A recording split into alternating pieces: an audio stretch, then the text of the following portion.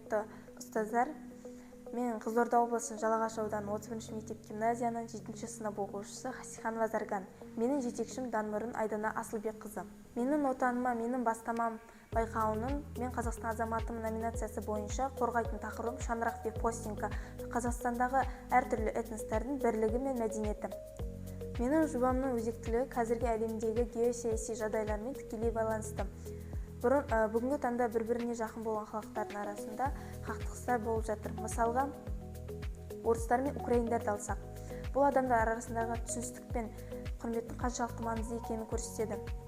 Менің жобам Қазақстандағы әртүрлі этностардың бейбіт өмір сүретінін көрсетуге бағытталған. Әртүрлі тіл мен мәдениет болса да, барлығы бір елде, бір қоғамда тату-тәтті өмір сүруге болатынын дәлелдейді.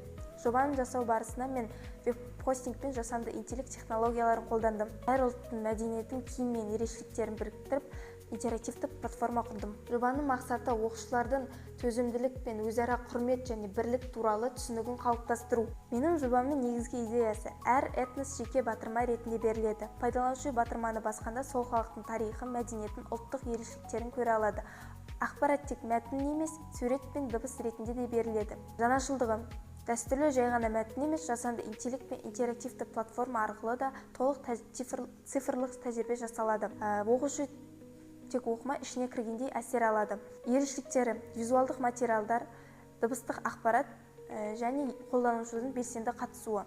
Маңызы: бұл жоба оқушыларға төзімділік үйретеді, басқа ұлттарға құрметпен қарауға тәрбиелейді, көп ұлт қоғамында дұрыс қарым-қатынас жасауға бағыттайды. Күтілетін нәтиже: оқушылар Қазақстандағы әртүрлі этностарды жақсы түсінеді. Оқушы пассив таңдаушы емес, белсенді зерттеушіге айналады. Мен бұл веб-хостингті шаңырақ деп атадым. Өйткені шаңырақ қазақ мәдениетінде отбасының, бірліктің және ортақ мекеннің ең қасиетті символы болып саналады.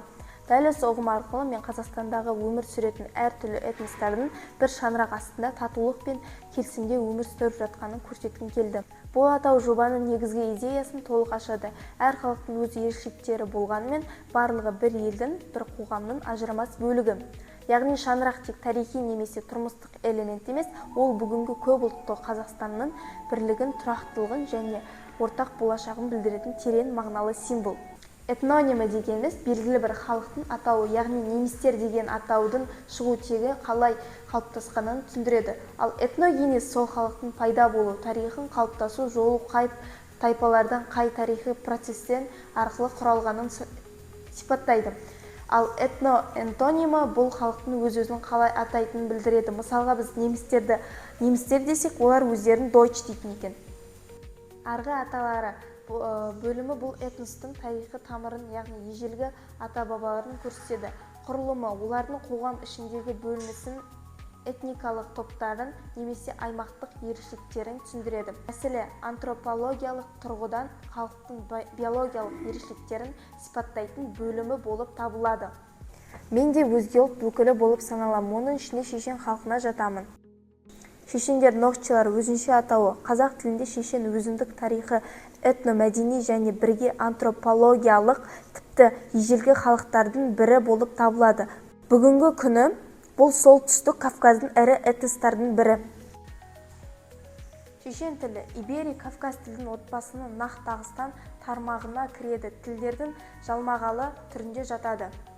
Шешен тілінің жазуы алдымен латын графикасы негізінде жасалады. Содан кейін 1938 жылдан бастап орыс графикалық негізіне аударылады. Мысалы, немістер бөліміне кіретін болсақ, бұл жерде ақпарат тек визуалды түрде ғана емес, сонымен қатар ғылыми ұғымдар арқылы да тереңдетіліп берілген.